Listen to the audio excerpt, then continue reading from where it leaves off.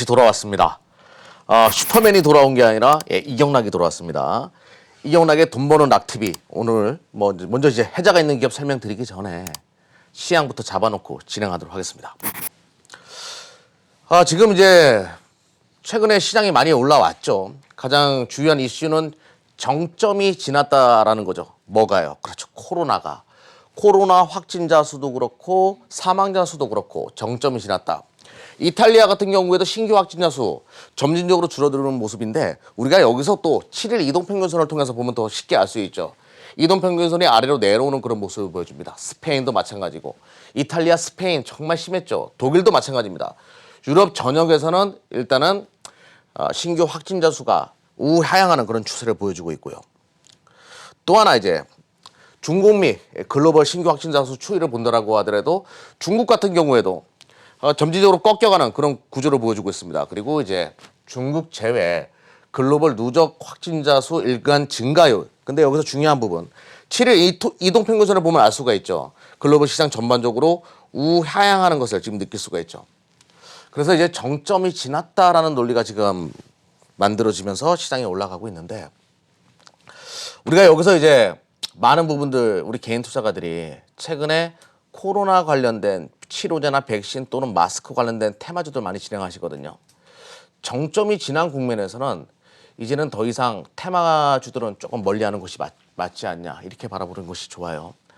좋은 10년 만에 온 기회거든요. 이거를 이런 테마주에서 단기적인 트레이딩 관점으로 이 기회를 날리는 거는 너무 아쉽잖아요. 아깝고 꼭 기억해 주셨으면 좋겠습니다. 일단은 코로나 관련된 우려는 점진적으로 완화되어 가고 있다. 물론 실물 경기에 대한 많은 우려감이 있는 부분은 있지만 제가 잠시 후에 그것도 풀어서 설명드리도록 하겠습니다.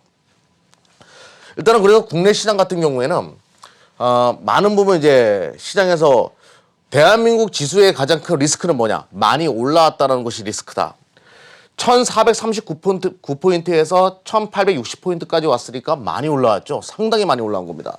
그러다 보니까 개인 투자가 여러분들 또 이제 많은 분들이 조금 내려오면 다시 사야지라는 생각을 하신 분들이 많이 계실 거예요. 그리고 여기 바로 이제 우리가 항상 저희가 설명드리는 거죠.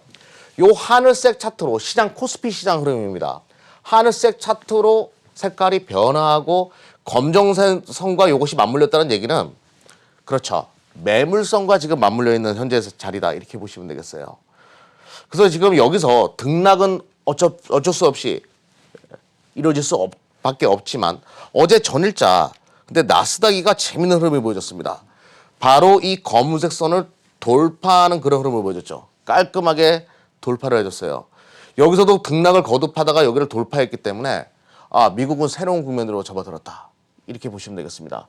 여기서 다시 죽을 수도 있는 상황이었는데 미국 시장에 일단 돌파했다는 거는 국내 시장 일단은 긍정적인 신호로 보실 필요가 있다. 일목상으로도 여기가 매물대였거든요. 1860포인트가. 근데 나스닥도 여기가 매물 포인트였는데 여기를 돌파했다는 얘기는 일단은 미 시장도 매물 소화는 1차적으로 끝났다. 이렇게 보시면 될 것 같아요. 그러면 이제 이런 배경 중에 가장 큰 이유가 뭐냐? 제가 이거는 이제 지지난주부터 말씀드렸을 거예요. 4월 첫째 주가 지나고 나면 코로나 관련된 그 악재는 점진적으로 감소할 가능성이 높다. 3월 20일 날 미국 같은 경우에 지금 클라이막스가 미국이었잖아요. 3월 20일 날 미국 같은 경우에 이동 제한 조치를 취했기 때문에 잠복기가 14일이니까 정확하게 4월 4일 그러니까 4월 첫째 주겠죠. 첫째 주 주말이 지나고 나서는 이 코로나는 정점에서 확산의 완화 그리고 사망자 수가 감소하는 추세로 바뀔 가능성이 높다라고 말씀드렸고 4월 4일 이후에 미 시장 치고 나갔고 우리나라 시장 치고 나갔어요. 이건 제가 말했던 거 다 기억나실 겁니다. 그리고 지금 우리가 또 주목을 해야 되는 것은 바로 내가 지금 이 상황에서 많이 올라왔는데도 방아쇠를 당길 수 있는가? 이 부분이겠죠. 내가 지금 매수에 참여해도 되겠는가? 이런 부분에 대해서 고민을 많이 갖고 계실 거예요. 그래서 요거를 먼저 설명드려 보도록 하겠습니다. 전 세계 기축통화를 찍어내고 있는 미 연준은 여러분들보다 더 많은 거시적인 미시적인 분석을 해가지고 어떤 판단을 내리겠죠. 미 연준은 정크본드 그러니까 회사채, 지방채, CLO, 모기지 채권까지 사주겠다라고 이야기했어요. 이게 작은 겁니까? 리먼 사태 때 연준이 진행했던 거는 QE였어요. QE였습니다. 양적 완화였죠. 근데 여기에 하나 더 붙입니다. 질적 완화까지 붙인 거예요. 리먼 사태 때보다 더 강력한 조치를 연준은 지금 취하고 있습니다. 굉장히 강하죠. 저도 많이 놀랐어요. 이 회사채는 좀 시간이 걸릴 수도 있을 거라 생각했는데 바로 매입을 진행한다는 이야기를 발표를 했어요. 파월이. 또 하나 여러분들이 주목해야 되는 것은 옐런 의장 같은 경우에는 전 옐런 의장 같은 경우에는 이거 말고 주식도 사줄 수 있다고 이야기합니다. 연준이 미리 준비해야 된다. 주식을 사줄 수 있는 연준의 환경을 만들어 놔야 된다고 이야기해요. 주가 떨어지면 어떤 수가 되더라도 다 방어를 하겠다는 거죠, 연준은. 아니, 연준이 이렇게 말 그대로 연준은 모든 걸 다 건 거예요. 세계 경제의 재건에 모든 걸 걸겠다. 미국의 경제 회복에다 모든 걸 걸겠다고 방아쇠를 당긴 겁니다. 이게 언제예요? 4월 10일이에요. 근데 여러분들은 왜 방아쇠를 안 당기고 계세요? 왜 떨어질 수 있을 거라고 생각하고 계십니까? 개인 투자가들이 원하는 폭락장은 오지 않아요. 한번 왔었기 때문에. 꼭 기억해 두시고 연준도 방아쇠를 당겼으니까 나도 이제 준비해야 되겠다라는 생각을 하셔야죠. 또 하나, 그러면 연준이 이렇게까지 얘기하는 데는 무슨 배경이 있을까? 일단은 수장인 파월도 굉장히 강한 발언을 합니다. 파월 의장, 코로나19 진정되면 강한 경제 제한 등.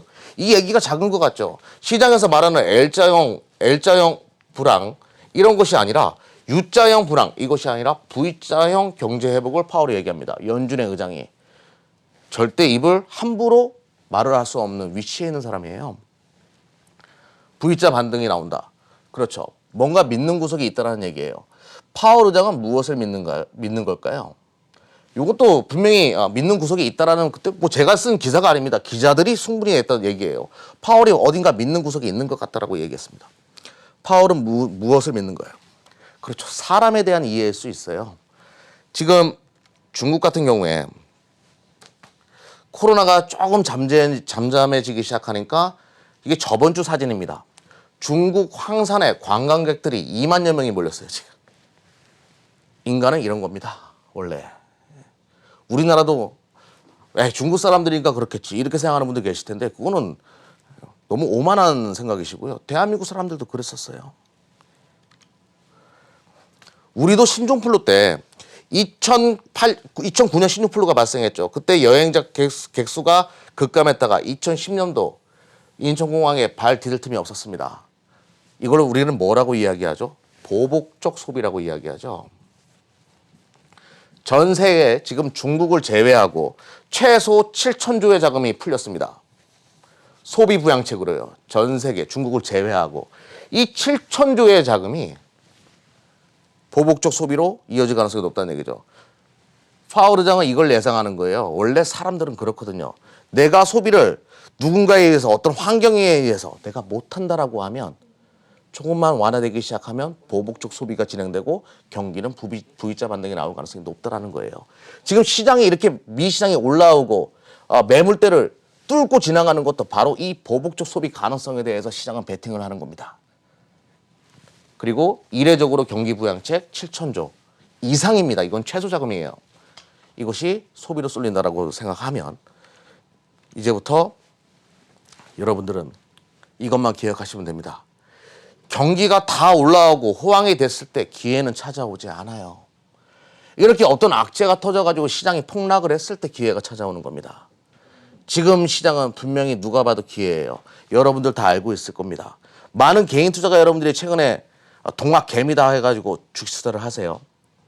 그거는 본능적으로 진행하는 겁니다. 그 본능과 직감은 맞는 거예요. 흔들리지 마십시오. 지금 주식 해야 될 때가 맞다는 얘기예요. 기회의 장 절대 놓치지 마시고 다 올라간 다음에 또 다른 기회가 오지 않냐. 또 10년 기다리실 겁니까? 지금처럼 좋은 기회는 없다라는 것을 강조드리면서 최근에 개인들 매매 동향을 한번 보도록 하자고요. 근데 못내 아쉬운 게 있어요. 참 가슴이 아픕니다. 팬데믹 선언 직후 개인 순매수 상위를 본다라고 하면 삼성전자나 코덱스 레버리지, 현대차, SK하이닉스와 같은 우량한 기업들, 시장의 상방에다가 베팅하는 개인들이 참 많았어요. 용감한 개미들이었죠. 그런데 지난 일주일간 개인 순매수 상위를 보게 되면 인버스사들이고 셀트리온 헬스케어, 남선 알루미늄, 인버스 이런 것들 사들입니다.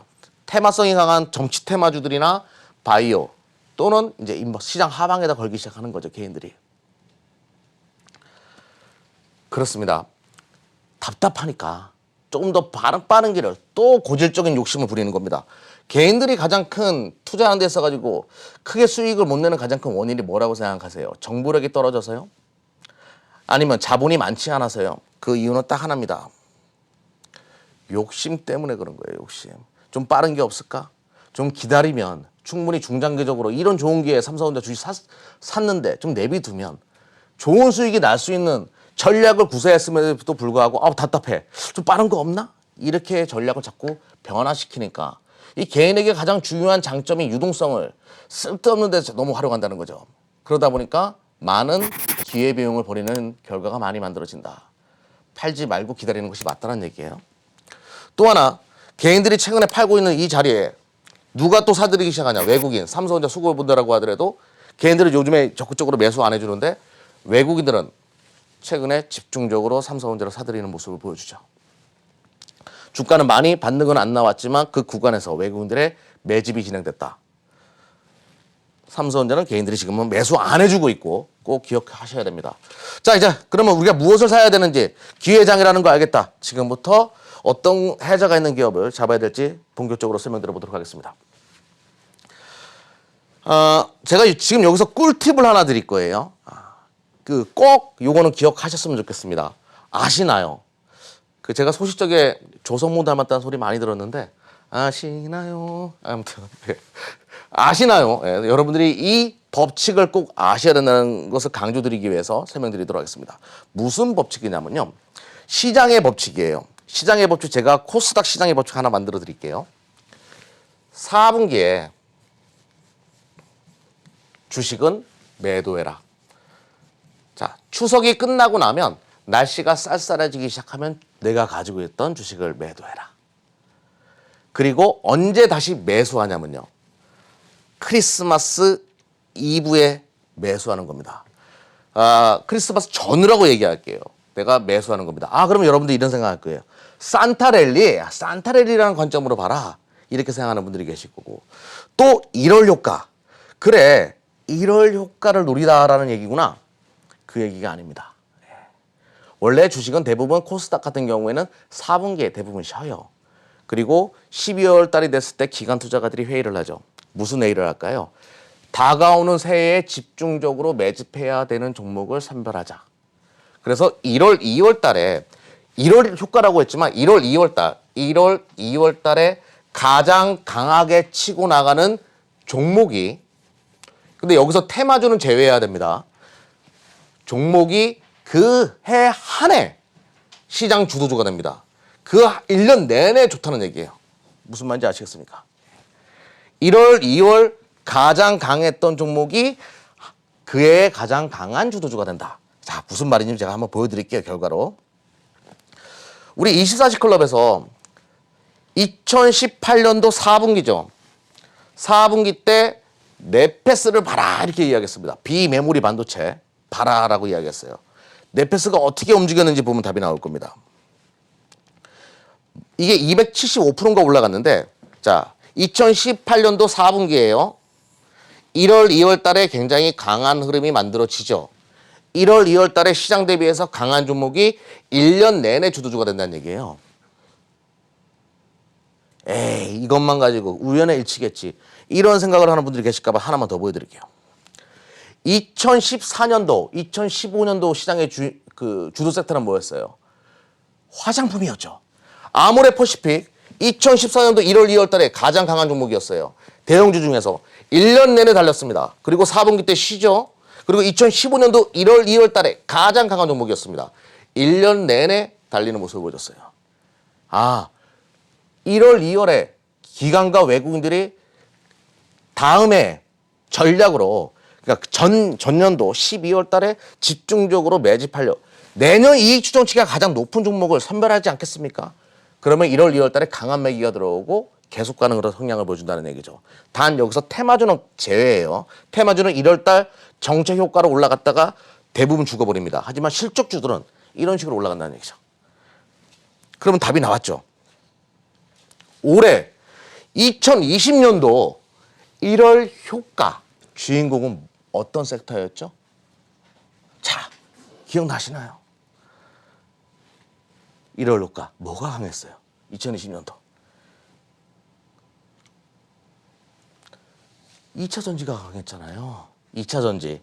삼성 SDI가 이 무거운 종목이 여기서부터 여기까지 슈팅이 나왔어요. 이게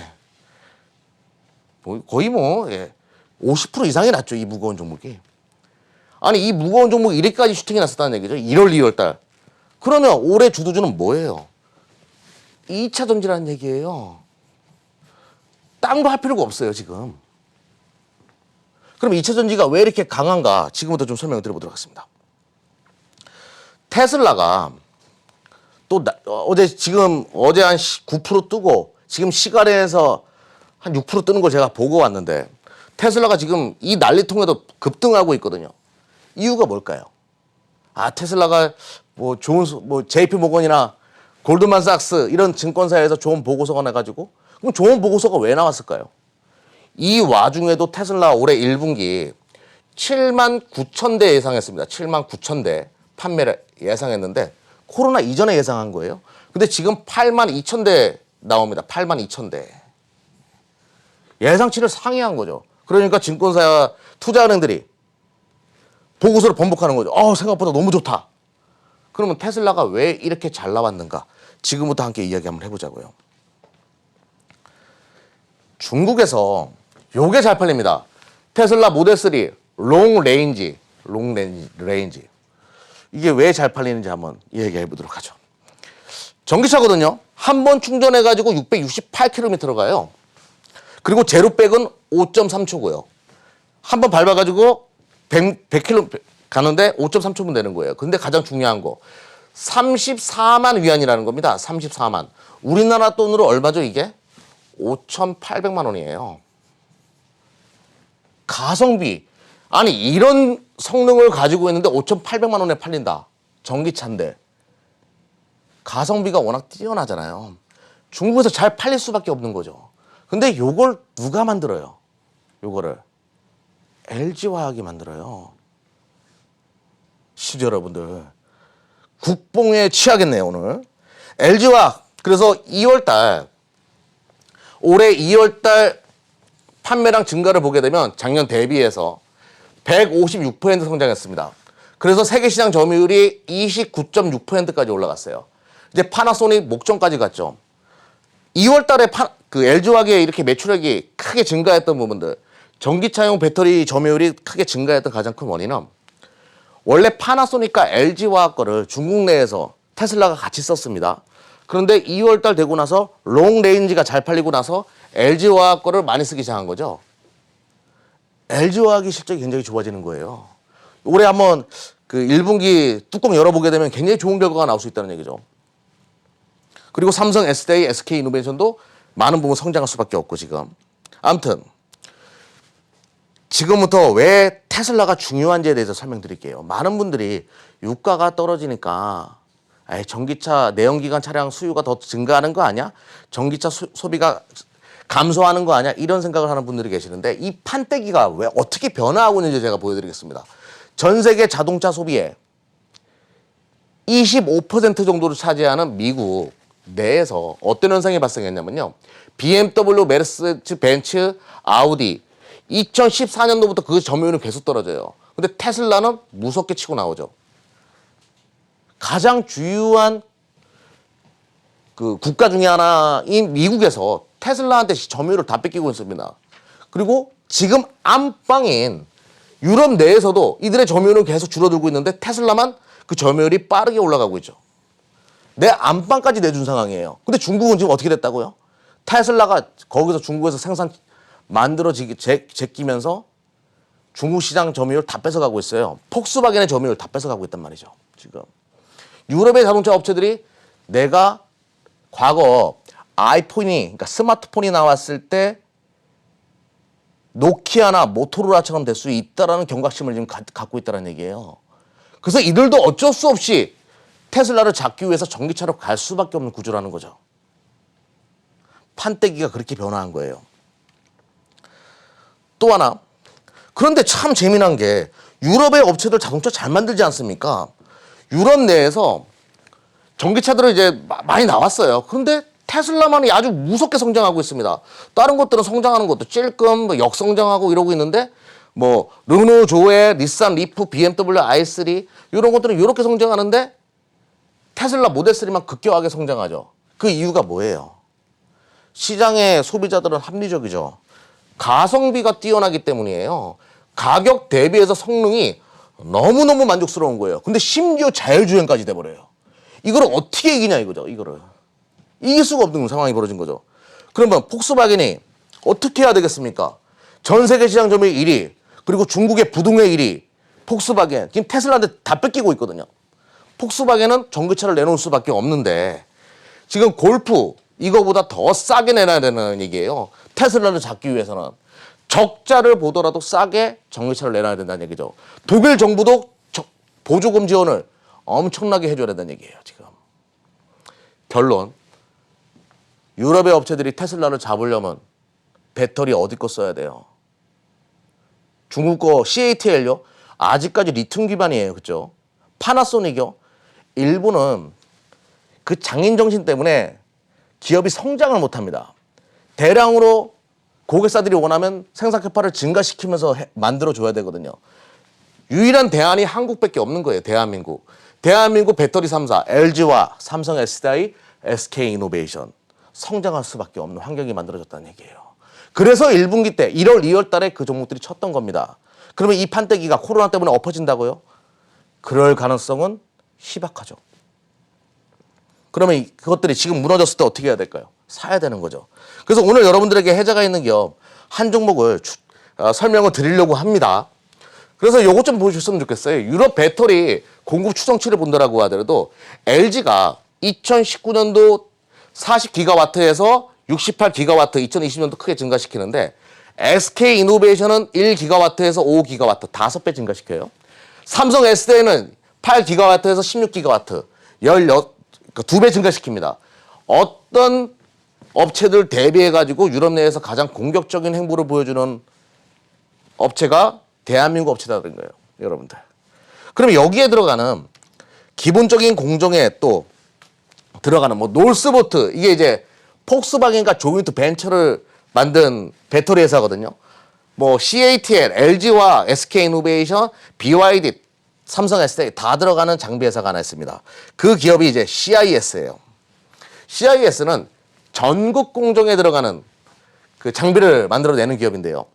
근데 여기서 이제 관심 있게 봐야 되는 거는 뭐 좀 전에 설명드렸다시피 대한민국 업체나 중국 업체 그리고 노스볼트까지 다 고객사를 두고 있고 이제 이제 공장을 짓게 되면 설비가 당연히 들어가야 되니까 신규 수제가 2019년 4분기 때 폭발적으로 터진 거 이거 주목해야 됩니다.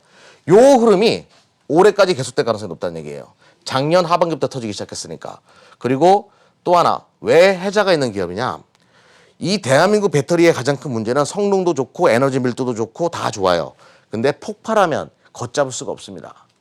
요거를 해주기 위해서 바로 전고체 배터리라는 것이 필요해요. 딱딱한 전해질이 들어가야 되는데 요 기술을 만든 게 일본 동경대 료지 칸노 교수가 이거를 만들었습니다. 근데 이분의 기술이 CIS에 고스란히 녹아 있어요.